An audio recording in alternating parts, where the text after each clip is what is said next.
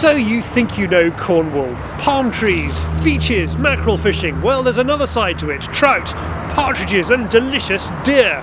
We're at the Cornwall Food and Drink Festival to find out more.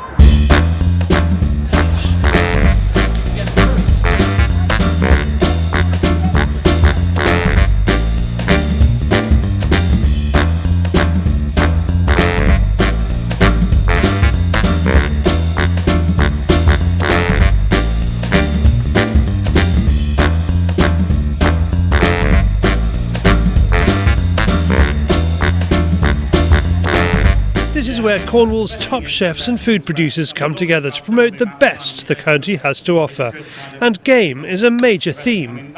Here's Ollie Jackson from the Trillawarren estate.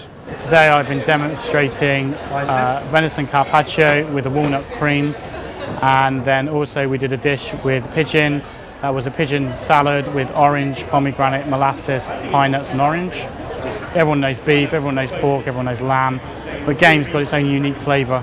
There's such a wide range of grouse, partridge, pheasants, rabbits and pigeons need to be more on the menu as they're kind of vermin rather than in helping out the farmers producing our local vegetables and stuff. Well, not for me, no. Mark Devonshire shows more ways of buying, preparing and cooking game.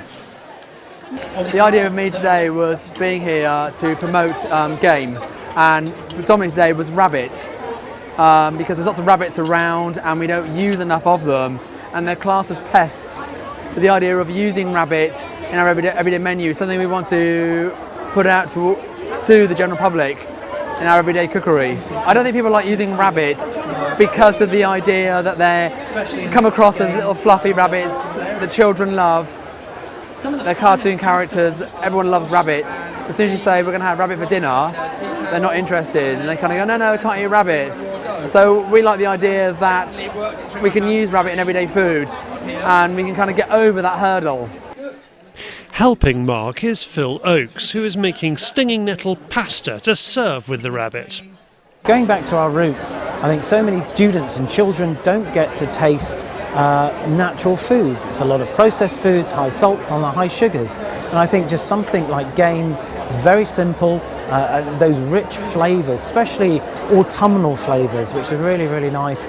And I think it's because it's the health, low fat as well, without having to do too much preparation.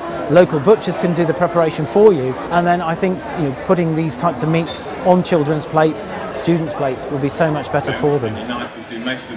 Now, let's turn to fish, but not Rick Stein-style seafood. Here is Ben Palmer from Berkeley House to talk about brown trout.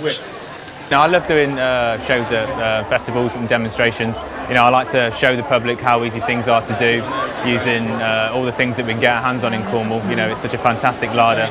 So, why not get in front of them and show them how easy it is to do things and what you can do with it, really. All this delicious food is making me hungry for a spot of shooting or fishing. I talked to the family and we decided to go to Colliford Lake, which is run by South West Lakes Trust. The children like the idea because they like water. I like it because it is one of Cornwall's premier brown trout destinations. We stop off at the famous Jamaica Inn in Bolventor to buy a fishing permit from the gift shop. You can also fish on West Country fisheries using the excellent West Country Angling Passport provided by West Country Rivers Trust. Visit www.westcountryangling.com. Pick up a one-day rod licence online. All this costs just a few pounds. Tricky bit, extract the children from the gift shop, and off we go. Well, that was easy. Now the bit that's going to require all my skill and cunning, teaching the children how to fish. Actually, they take to fly casting well. Even the dog is happy. Of course, to some people, the thought of eating wild fish and animals is horrifying. Or is it? Back at the festival, we conduct a blind tasting. Is it ostrich or something like that? No. No? Something a bit closer to home. Closer to home. It's rabbit. Is it rabbit? Ooh. Not bad. Fair enough, I'm game. And it probably is as well. I like rabbit, but I don't really want any. I've just really had a lot to eat. I like the flavour and the texture of it. Tried rabbit before. I've cooked it before.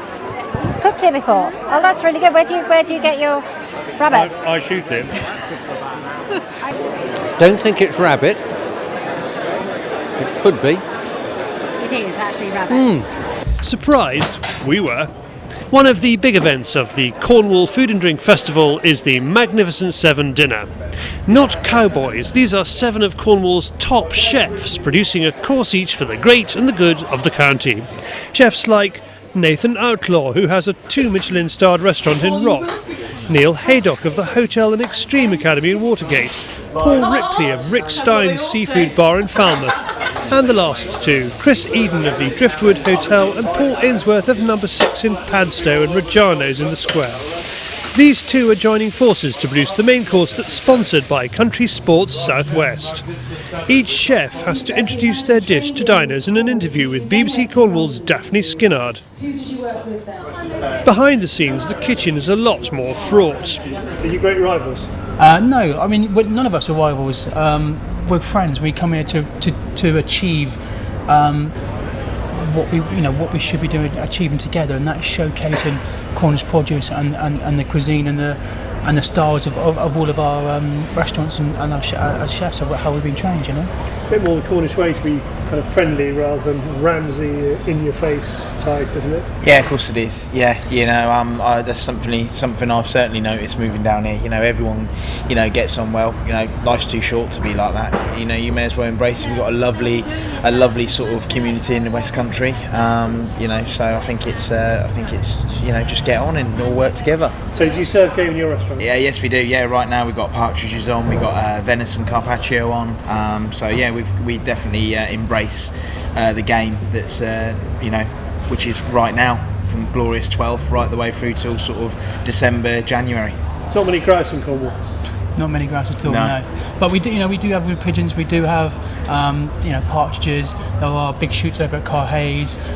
So there are places that do shoot for the pheasants and all that kind of stuff around here. A byproduct of that is it coming into the kitchens and into the restaurants. So it's good. So what is Country Sports Southwest trying to achieve? Well, the project's about encouraging people to come down and shoot and fish, and we can't do that unless we've got a market for the meat game meat at the end of it. So this is to encourage people to eat game and try it and put it in their diet every day, really, or every week. And Cornwall is, notably about fish, but you're saying it's a lot more than that. It is, yeah, because it's about sea fish mainly, and we want people to know there's sustainable river fish in trout that people can fish, and that there's this wealth of game in Cornwall, and that ranges from pheasant through to venison to rabbit to pigeon, and it's all done by shooting. And shooting is the sport that gives this product that people can eat, which is great. It's success on a plate in Truro, but how am I and the family getting on at Colliford? It's a gorgeous, wild, dramatic landscape. Nothing bucket and spade about this.